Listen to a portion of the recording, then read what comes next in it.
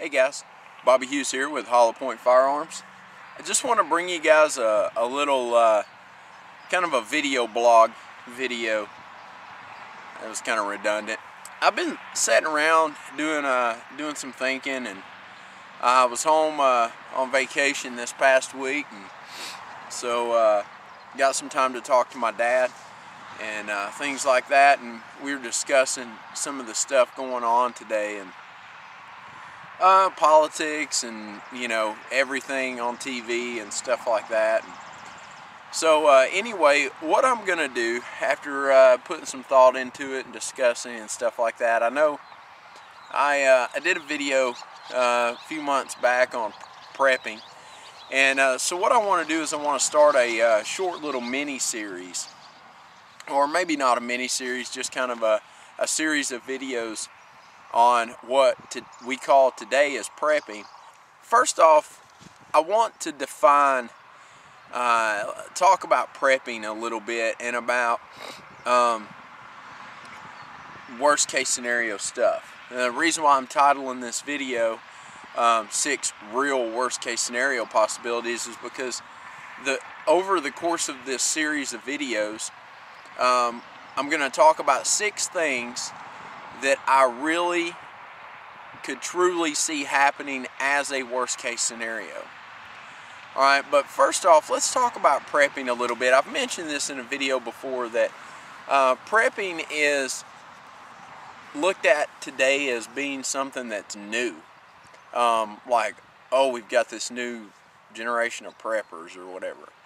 Well, people have been prepping for years and years. As a matter of fact, the past 2 generations are the only 2 generations that pretty much didn't prep. And when I say 2 generations, I say, the generation now and then my generation. Back then, it wasn't looked at as prepping. It was looked at as surviving or being a good steward of the things that God has given you. The ability to have land, to be able to work the land and grow a garden, and then store that throughout the winter so that during the winter you have food to eat. And then it cuts back on grocery costs and things like that. Used to, you didn't have just groceries at a supermarket or a big chain store. You had sundries and groceries. Sundries were the things that you went and bought, like sugar and flour and stuff like that, and then you would grow stuff in your garden to make your groceries. And that is your, the things that you would buy now in a grocery store that are in a can or whatever, and that's where that comes from. But anyway, people have been doing this for years, and for whatever reason, now all of a sudden it's a new thing, and it's not new. It's just being reinvented, I guess. It's kind of like bell-bottom jeans and tie-dye shirts, I guess. But anyway, so prepping to me is, it's not a bad thing if you do it correctly. You can't just jump in with both feet, and it takes an investment to be an avid prepper. You have to, you have to have a place where you can grow a garden, if that's what you choose to do. You have to have a pressure canner. That costs money. Jars to can in. And if you don't go that route, you have to buy, non-perishable foods, things of that nature. So, it's not something you just go out and spend $5,000 and do. That defeats the purpose. Yeah, you're prepared for a worst case scenario, but you're missing the point of enjoying prepping. And enjoying prepping is by working and harvesting your food and storing it and being able to eat it and not just sit on it for 25 years in case something happens. And in the long run, you'll actually get a return on your investment. If you grow green beans during the summer and then you can them, then you can eat those green beans until the next year when your new green beans come in. And you've always got green beans on the shelf. You don't have to buy them at the store, so you're saving money that way. Plus, you don't have any of that artificial stuff. It's, good natural green beans that you grew. So, I don't know. It's just one of those things that kind of throws me for a loop. It's like, why is everybody making a big deal out of prepping when it's something that we've been doing for a long time? The title of this video is 6 Real Worst Case Scenario Possibilities. Alright, now first let's define a worst case scenario, alright, versus an end of the world scenario. Alright, some end of the world scenarios would be the things that you see on Doomsday Preppers on National Geographic, stuff like that. An end of the world scenario would be like solar flares, you know, burning up the earth, or you know, a catastrophic polar shift and all of the continents are underwater or something like that. You're not surviving something like that. You know, it's the end of the world. The world and everything that exists on the world is gone. So there's no preparing for that. The best way to prepare for that is know Jesus as your personal Lord and Savior, and you'll be prepared for that. But a worst case scenario, I numbered these in order of most practical to least practical. Alright, number 1 of worst case scenarios is just that, a worst case scenario. A life-altering, life-changing event. A tropical storm like Hurricane Katrina, or a tornado that wipes out your community, or an earthquake out in California and it wipes out your community, and you're forced to bug in for a few days. That is a worst case scenario in your world or in your life or something like that. Maybe you lose your job and you're the only source of income, and now you don't have food or money to buy groceries with. That would be a life-changing personal worst case scenario. Number 2 is a economical collapse of our society or our currency. Basically, it would be a Great Depression number 2, all right? And for anybody who thinks that that couldn't happen, they're crazy, because it happened once, so it could happen again. Especially, I think, more now than it did before. The first time when we went into a depression, we had a way out of it. It's called the Industrial Age.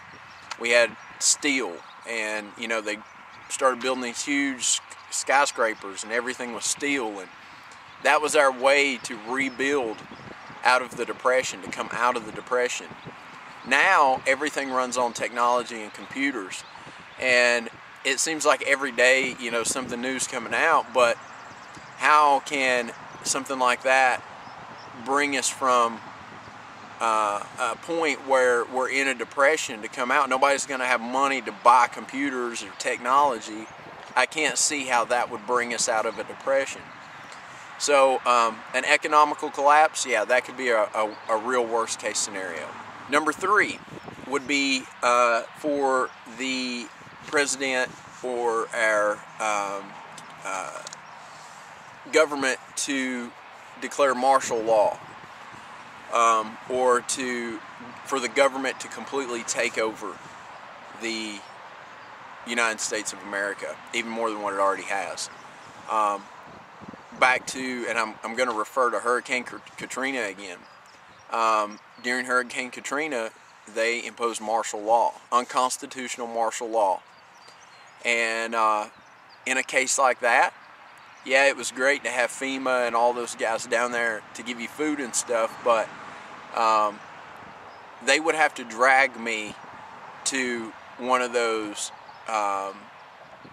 camps, imprisonment tents, or whatever you want to call it, and force me to be there. I mean, they'd have to drag me. I'd be fighting tooth and nail not to go. And that's a reason to prep. That's a reason to be prepared, so that if something like that did happen, you could survive on your own. So martial law, you know, in a case like that, you need to be prepared, because the government's going to take over everything, and you're not going to have the rights or the freedom to go to the grocery store and get what you need. The 4th real worst case scenario would be a dirty bomb or terrorist attack. We had a terrorist attack. You know, when you say that, everyone thinks of 9/11. Even before 9/11, we had attempts on the trade towers. You had the bombing in Oklahoma City. Things like that. Those are small terrorist attacks in comparison to what could be done with a dirty bomb or nuclear bomb, nuclear warfare. You know, in a case where you had a dirty bomb or a terrorist attack or something and it forced you to remain in your home, bug in situation, you would need to be prepared for that. All right, so I'm not going to talk a whole lot about that one, just because that's you know, there's not a lot of information, intel out there about it, but it's something that could very well happen. All right, number 5 of real worst case scenarios would be a fatal disease spread. All right, due to scientific research, or all these vaccinations and bird flu and swine flu, and I mean, the way I picture it is, and I think it's kind of backwards, but I just think that of the possibilities of a scientist in some lab somewhere with unlimited resources creating things that could virtually spread throughout the world and kill the population of the world. You've got, you know, I was watching a video the other day on someone who actually created a virus that could wipe out half of the population. And what boggles my mind with this stuff is that the government supports stuff like that. They're trying to pass laws and take rights away for gun owners because there's not enough gun laws and gun control, and people are killing people with guns. But yet there's all this research being funded by the government for medical research and so on and so forth. And to me, in my opinion, I think that's more dangerous than people having guns, or anything for that matter. But I just think with the idea of, and this will probably be the closest thing to a zombie that I would refer to as a real-life zombie or a Hollywood zombie, and that would be with all the experimenting of cloning and stem cell research and all these vaccines and all that stuff. I could just imagine something going wrong and ending up like a Hollywood movie or something like that.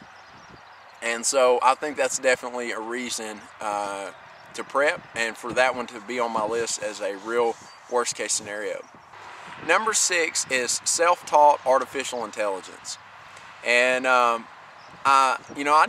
watch a little bit of History Channel, a little bit of Discovery Channel, and I was watching an interview with this guy who actually created artificial intelligence. He was the engineer that created artificial intelligence. And they have actually had this great breakthrough on how to make artificial intelligence learn or to develop like a human brain. And to think about something like that being able to develop so far that it could make its own decisions, or it could learn, because artificial intelligence, it has no response time, it has no reaction time, it learns and does. And so that, to me, even though it sounds kind of out there, and that's the reason why I made it number 6, I kind of see that as being a worst case scenario, more so than some of the other stuff that I've heard about or seen on Doomsday Preppers or something like that. So probably the most important thing to prepare for or prep for would be a life-changing, life-altering personal scenario, or an economic collapse. I think those two, in my personal opinion, I think those two are probably the most prominent to happen. And so anyway, guys, like I said, I just wanted to come out and kind of do a video blog on why I think that way and why I prep, and to kind of introduce this new series that I'll be starting. My other videos will still come, and they'll show up on there as far as gunsmithing and reloading and stuff like that. but I'm going to start posting a few videos on prepping as well, or homesteading, or whatever you guys want to call it. But anyway, guys, if you're not already subscribed to Point Firearms, I always appreciate the subscriptions. Rate my videos, like or dislike, leave comments, tell me how you feel. Until next time, get out there and shoot some guns, be safe, and most importantly, have fun. See you guys later.